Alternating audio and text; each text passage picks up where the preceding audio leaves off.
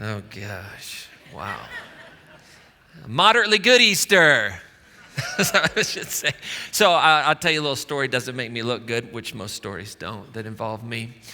But, first of all, I should probably tell you who I am. My name's Ryan, if you're a guest today. Thank you for being here. I am, in fact, the lead pastor here, which you'll probably doubt at some point in time over the next 25 minutes. But that's what the door plate says. So glad you're here. So here's my Easter story. I worked at a church 25 years ago, pretty conservative place, which you'll find even more shocking as you listen to me. But there was a rather conservative person on staff there with us, and he hated it when you said Happy Easter. He would always correct me. It's Resurrection Sunday. So I'd always tell him Happy Easter. It was the nature of our relationship. So absolutely. But hey, it is really nice to see everyone. Thank you so much for being here. And I am stuck again, guys. We've been having some technical difficulties. I am stuck again. If we restart that, and we'll see what happens. But it is what it is. I don't know what's going on here, but that's all right. That's okay. It's still stuck, but we'll make it through somehow. You know what I'm saying? At least I have some notes so I don't just ramble on for the next 25 minutes. Here's my question for you today, all right? As we launch into a new series, it's Easter Sunday morning. How many of you raise your hand up nice and high, be proud of it. Unless you haven't worn deodorant, then just do one of these. How many of you love a good plot twist? You know, you're watching your favorite show, you're dealing with life, all that good stuff, and then all of a sudden it just twists on you and you love it, right? Well, we do, in fact, love a good plot twist in our lives. We love it when we're watching our favorite show and that happens, or you go to a movie and you go, I didn't see that coming. One time when I was younger, we went to the movie theater and we go in, and this was back when they had sneak peeks. You remember that? Sneak previews? Like you didn't know it, but then all of a sudden there would be like a movie before the movie you were there to see. Do you remember that? No? Did that ever happen to you? You went and bought a ticket, and then all of a sudden they start showing a different movie that you have to sit through, and then you get to the movie you want. That was kind of a plot twist on my life that day. I was like, oh no. But the first movie that I wasn't planning on seeing was better than the second movie, so it turned out all right. We like plot twists. We love them in our movies. We love them in social. I'm a pastor. How many of you, there's somebody you don't like? I'm going to wait until every hand in the place is up and you can just be honest about the true nature of yourself, okay? All right, now, there's people you don't like, and when they have a plot twist in their life and you get to see about it on social media, do you ever get happy? Do you ever celebrate a little bit? You're like, oh, that's too bad they lost their job. The truth is we like plot twists in our movies, in our television shows, in our enemies' lives, but we don't like plot twists in our own, right? That is something we do not want. But the truth is life is full of plot twists. You can't avoid it. And plot twists feel like what? They feel like massive storms, right? And sometimes they build and you're like, oh, there's a cloud coming in my life. And then sometimes they just come on suddenly, but they feel like these storms. And if our life is a boat, right, then it's just all of a sudden these storms we get caught up in, these unexpected events, these plot twists. And in those storms, we have waves, right? And what are the waves that we experience? Emotions, right? We have a wave of emotion. And if you can imagine, think of in your own life a plot twist that happened, something you weren't expecting, something you didn't think would happen. How did you respond in that moment? What is your kind of natural disposition towards the storms in life? Some of us have like a disposition when these intense emotions show up, and we have the twist, which by the way can come from good circumstances too, right? Plot twists in our lives can come from good circumstances as well as painful, or what we might, I don't like to use the word bad, but we might use the word bad circumstances. We might say I got laid off as a bad thing, or we got a promotion as a good thing, or maybe you hate your job and vice versa would be nice, right? I wish they would have laid me off, whatever. that comes with emotions, right? What's your natural disposition, right? Some people, right, when they experience these intense emotions, they lean into them, and some people kind of pull back. And what's interesting about these experiences, these storms in life, you know what the research says? The research says that every person, doesn't matter how much money you make, doesn't matter whether you go to church, doesn't matter whether you are black or white, doesn't matter if you are gay or straight, doesn't matter what your gender is, doesn't matter. The research says every one of us can expect to experience approximately six negative life events in the span of how many years do you think? 4 years. Some of you are like, I'm in year 4 and I need this to end. Right? 6 negative events in 4 years. Like, that's what happens. And for some of us, when those come in, they knock us down, like that song says. It's a long way down when you hit the ground. That song, we opened up with it, and I think some of you weren't quite sure what to do with. You know, it's like, am I at church? What happened? Right? And they knock us down. But then for some people, they hit that negative experience, and it's like nothing happened. It's like a light setback. It's like the toast is burnt. And they just kind of move forward. And the question is like, why is that? Why is it that some people experience these storms in life, these negative experiences, with like a measure of like, they shake it off, ooh, ooh, ooh. You know, and then there's like some of us that are just like, oh my gosh, how am I ever going to, like we just, it bears in on us. But here's the secret, right? How we navigate these plot twists in our lives, not the plot twist itself, but how we navigate will determine our destination and our disposition. That's total preacher speak right there. Total preacher speak. Anytime you get 2 words with the same first letter, I'm just trying to bring it, all right? And I didn't even get an amen from this crowd. Oh my God. It's always about how we navigate, how we respond. In fact, the research shows that the resilience of our response to negative experiences is a moment. Now, I can't think of a bigger plot twist in the history of history, right? I mean, this is a moment where like everything shifted, yet the disciples, the followers of Jesus, they pressed on. Few of his followers who experienced moments and what we might learn from that story. Now, according to followers, were there and present in the final moments of his life and at the resurrection, and they're Mary Magdalene.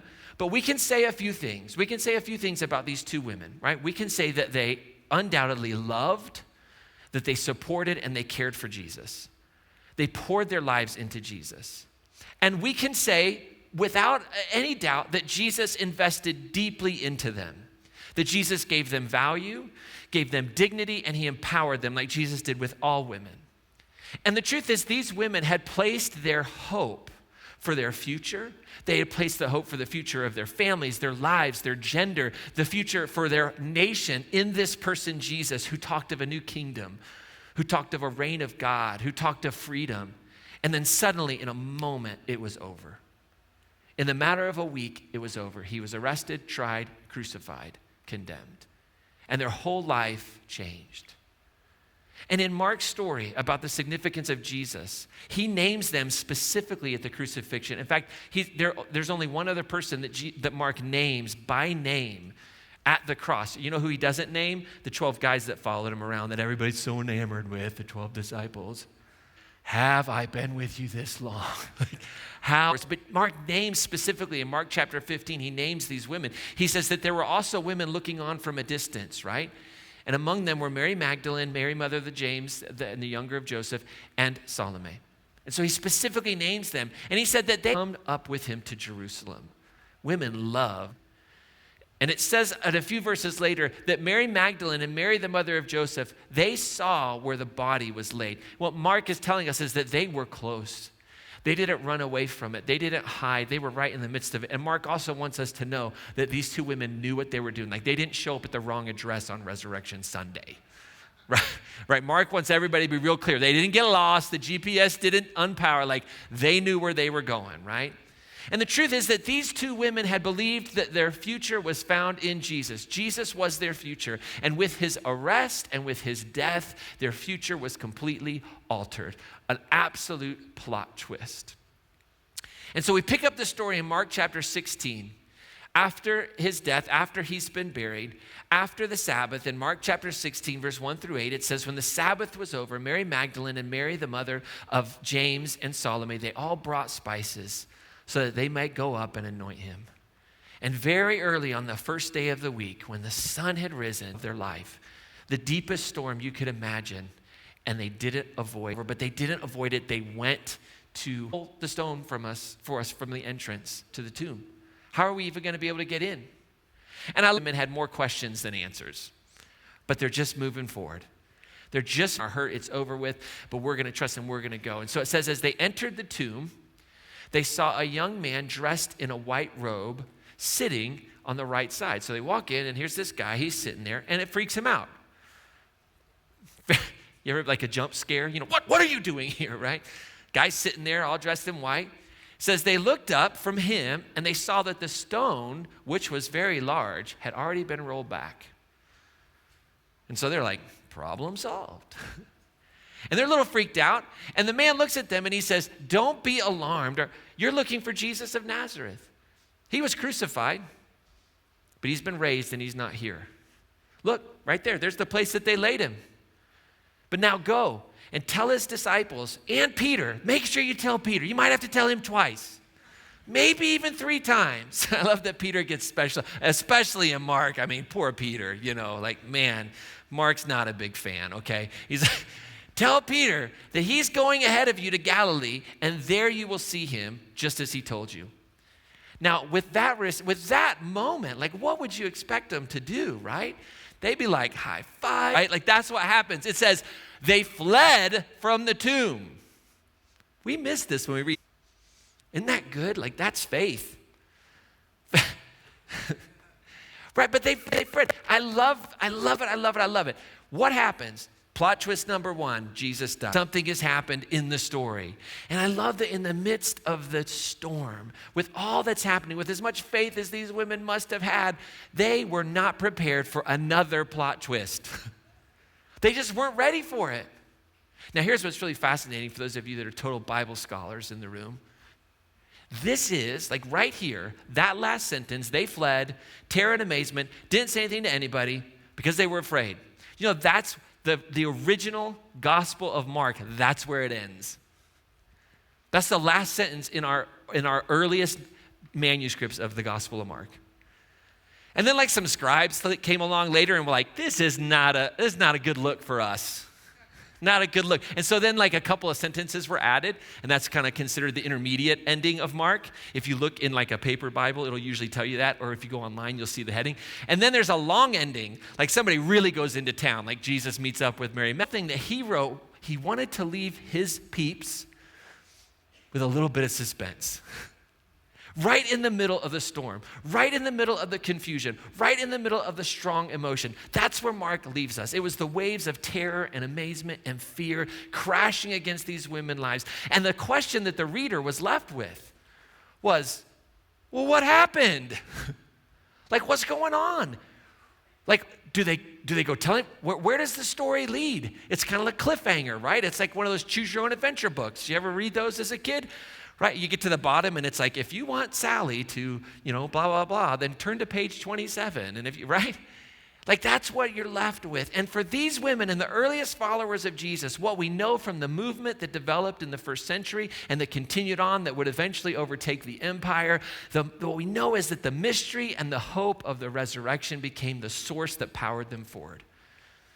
And make no mistake about it, it was a mystery and it was powerful. And that's, I think, what Mark wants us to get at. Like when Mark leaves the story the way it is, there's no evidence that Jesus is resurrected. There's no like Jesus appearing. There's none of that. It just ends with what's going to happen. And Jesus, even though he had died, he lived. That's the mystery. And he was experienced by those earliest followers as a living reality that empowered them to love their neighbor and to love their enemy. Right, and this is so beautiful because before Mark's gospel, we have a picture of a guy named Paul. Paul wrote all these letters. Maybe you've heard of him.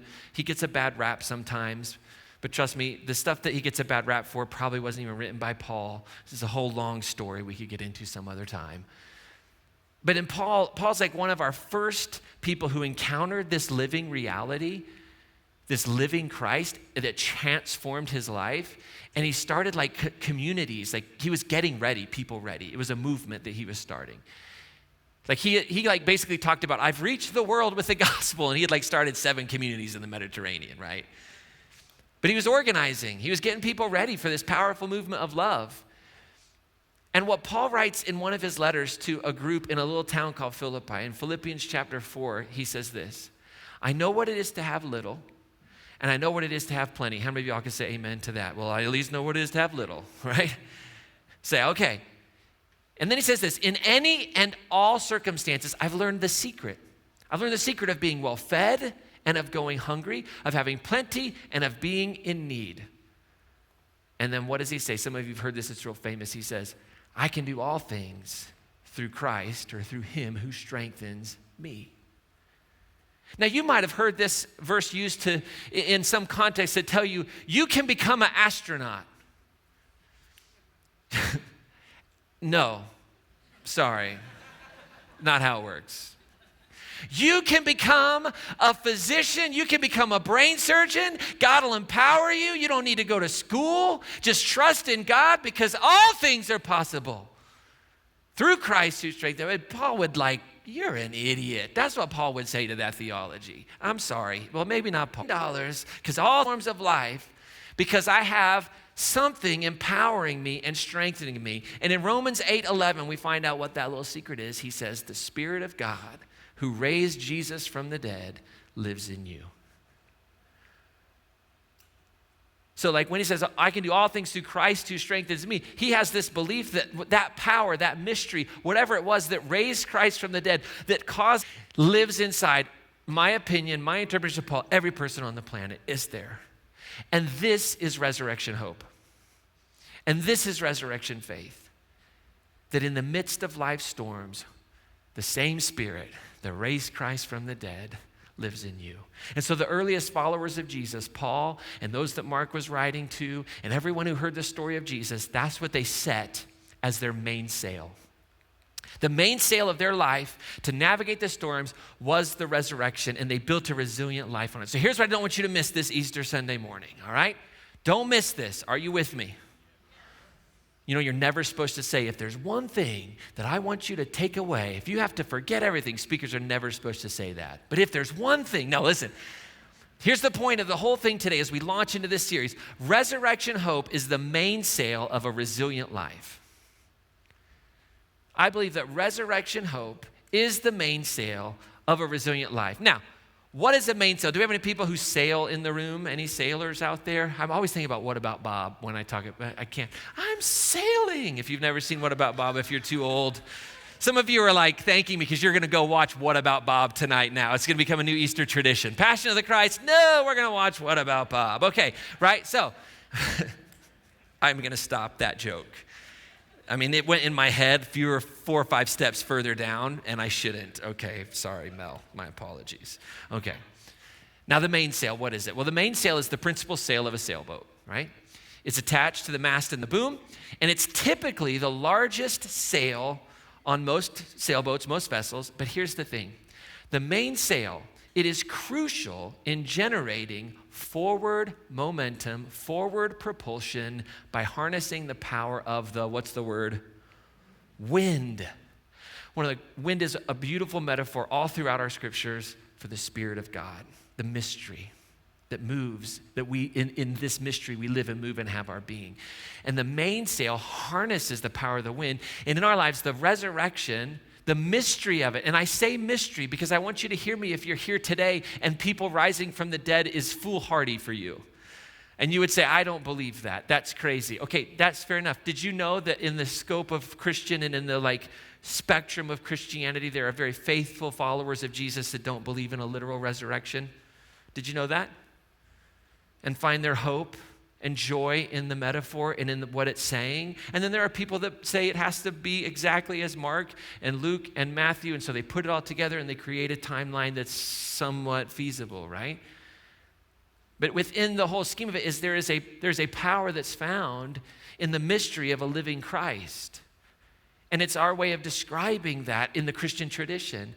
And when we leverage that, the resurrection, that resurrection hope, to harness the power of this great mystery that we call God, the Spirit, we move forward through the storms of life. So the next 6 weeks are all about building on how this resurrection story can become a mainsail and can power us to propel forward in the storms. And this is called resiliency. How many of you would like to have a resilient life? Oh, 8 of you. What is wrong with the other? Or you just don't like to raise your hands in church. I understand, my bad. When I do this, that's a clue for you that the appropriate thing is to raise your hand. Let's try that again. How many of y'all want to have a resilient life? Good, I'll see you next week. I just suckered you into that one. Some of you thought you were only coming on Easter, but you just said, I'm coming back next week. No, listen, resilient lives, right? Lives that can stand up in those storms. And with resurrection hope as my mainsail, we're going to ask the question, how do I captain the ship of my life? If resurrection hope is the foundation, right, that not even death can stop. Not even death can stop us. So if that's it, right? Now let me ask this question as we kind of march towards the end of this rambling. What is your mainsail? Every one of us has one. We might not know it, but what is that thing that you harness to propel you forward in life? Is it money? Is it religion? Is it education? Is it family? Is it friends? What is it? And then what is the condition of that mainsail, right? Is your mainsail, right? You hoist that thing up when the storms come, right? And you're like, oh man, we should have been paying more attention to that. You got holes in it, it's ripped, it's torn, broken. Like, so what is your mainsail? What's the condition? Is like your mainsail fine for when it's just breezy and light and the seas are calm and we're just out drinking and having a good time? But then, oh, by the way, you should never drink and sail. That was a terrible statement. My apologies. Right? But, or when those storms come, is it just like, uh-oh, how are we going to get out of here? Because here's the thing. When your mainsail is money, that money's going to tear at some point. It's not going to. There are storms that money will not be able to navigate you through. If your mainsail is religion, trust me, there are storms that religion will not get you through. It's not going to happen. If your mainsail is family, there will come a storm where family will not get you through it. It will tear under the pressure. Education, friends, whatever it might be. Those will all tear in certain storms. But when resurrection power, when love that even conquers death is your mainsail, that's a powerful mainsail. That's a mainsail that can even withstand the pain and the trauma and the grief of death. That mainsail is Teflon, and there is nothing breaking through that. So in your everyday normal life, how do we live this out? How do we build resiliency? Well, I'm glad you asked. This is a beautiful question. And we're going to answer it over the next 6 weeks. But it starts with this. I didn't mean you're going to be here for 6 weeks. Somebody like panicked right then and then. Whoa, I want to go home and have Easter. No, every Sunday over the next 6 weeks. Let me correct that, right?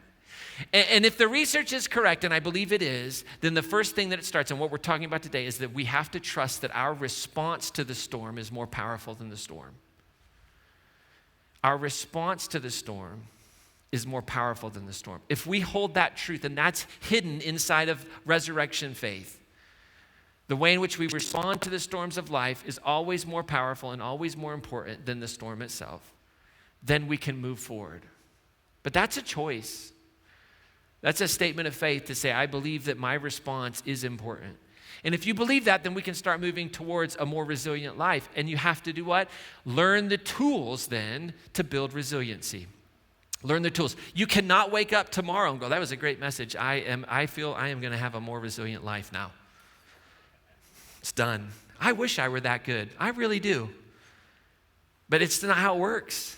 Like any muscle, like anything else, you got to work at it. You got to find the tools. And so that's what we're going to explore. Next week, we're going to continue talking about the sailboat metaphor. And we're going to talk about how resiliency is found when we learn to balance moments of action with moments of inaction. How many of you get super frenetic when the storm hits? Like you're just running around the sailboat trying everything. Anybody? That's me. Right? A challenge comes into my life. I'm like, I will solve this in the next 7 seconds. It's fine. Don't worry about it. And I'm trying everything. I don't ever pause and realize maybe there's nothing I can do about it. So we're going to learn the balance between action and inaction. We're going to explore that. And then we're going to spend a few weeks on the power of what we pay attention to and our thought patterns, right? How many of y'all know if you were on a ship with a captain and the storm came in, you'd want to know that that captain was focused on the right things, right? And was thinking good thoughts, happy thoughts, right? When I'm on an airplane and that turbulence hits, you know who I'm not looking at? I'm not looking at the person next to me gripping their seat, like freaking out. I'm looking at the flight attendants, right? I'm leaning out. Oh, they're playing Sudoku. They're fine, right? Like you want somebody who is in control, who's thinking correctly, right? And then we're going to talk about the power of having clear motivations to build a resilient life. That resiliency is found when we have clear motivations, we know our values, we know our purpose. And then we're going to talk about the difference between coping with and copping out of circumstances and why that's a huge part. And then on Mother's Day, we're going to celebrate caregiving and we're going to talk about a plan, a resiliency plan for caregivers.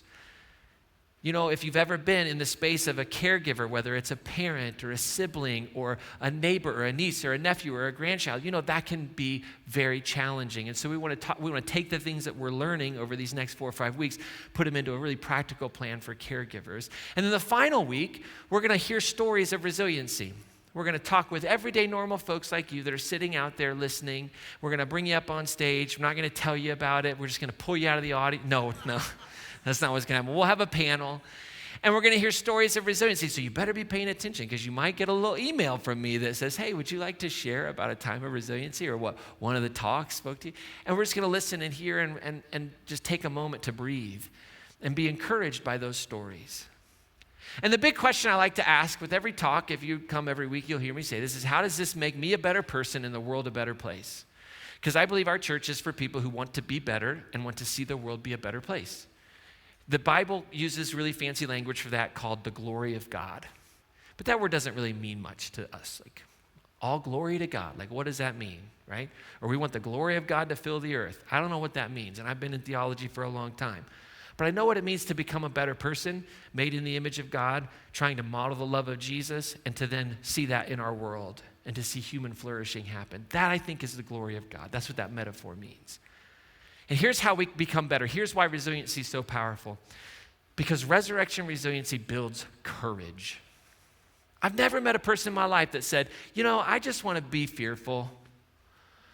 I just want to wake up every day afraid of what's next. I just want to wake up every day worried, concerned. No, like we want to be known and we want people to think of us as courageous. And resurrection resiliency gives us courage to know that we're never alone in the storms. And resurrection resiliency gives us courage to know that we are equipped to navigate the storms of life. It's courage that comes from knowing that my mainsail is not the latest self-help mantra. I'm all for that. By all means, it has its place. But I know that's not my mainsail. It's just a little sail along the way. And I know that my mainsail isn't the latest get-rich-quick scheme. That might be a little sail along the way, might give that one a try, but it's not my mainsail, right? But when I know that my mainsail is the resurrection, the power of love, it's a courage that knows my ultimate hope and my strength is in the power of a love that not even death could destroy. And it's why 2,000 years later, we're sitting here talking about this mystery, because we can experience it even if we don't understand it.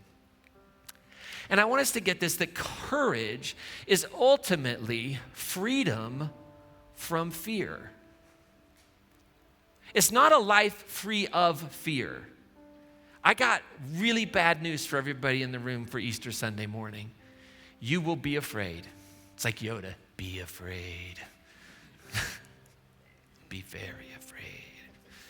You're going to be afraid. You can't press forward in life. You can't move forward. You can't wring every bit out of life without having to navigate fear. You just can't do it. The good stuff, the difficult, the bad, there's fear is involved. We'll always have it. Just like Mary Magdalene, just like Mary, the mother of James and Joseph, they were afraid, the text says, but they were courageous and they moved forward with fear as their companion, right? And that's what Easter is all about. That's what the resurrection is all about. knowing that there is a love that not even death can stop, and the thing that we are the most afraid of is death. But in Jesus, in this beautiful message, I know that I don't even have to fear death because I don't have to fear God. There's nothing to be afraid of. Swimming in goodness, swimming in grace and love. And we have a love that can give us that courage to overcome our fear and to move forward when the plot twist happens, and it's going to happen. And this is what our final song celebrates. This isn't our final song. I said that, it's not our final song. We have two, but this is what the next song celebrates. This is like the big, And it's a moment for us to celebrate. And it says this, the chorus says, "Who is a rock but our God? Whose love has sealed our freedom?" And I choose to think of that as freedom from fear. Jesus, our Savior, Defender, Redeemer. Now this is a nice, quiet, reflective song that's going to melt your face. You can't talk about being courageous. We can't talk about the hope of the resurrection and have a little quiet, soft moment. No. This is a song that screams in the face of fear. This is a song that tells fear where it can go. This is a song that says, I have a hope. I have a mainsail that is bigger than any storm of life. And it's kind of our song for this series. And so as we have this nice, quiet moment to reflect, what is it that God's inviting you into today? Perhaps you just have to get the juju of this song, You just got to kind of grit your teeth and you just kind of sing it and just believe it, that I have a hope and that our God is a rock, that love is not conquered by death. Maybe you just got to grit your teeth and do it. Maybe it's to stay connected with Crossroads for the rest of this series, working towards that resilient life. I don't know, whatever it is that maybe you're sensing God whisper through this song to you. It's not going to whisper. But to hold, you have a hope that is available to you if we lean into it and if we grow in it. So just take a few moments in the quietness of this song and reflect on what God's inviting you into today.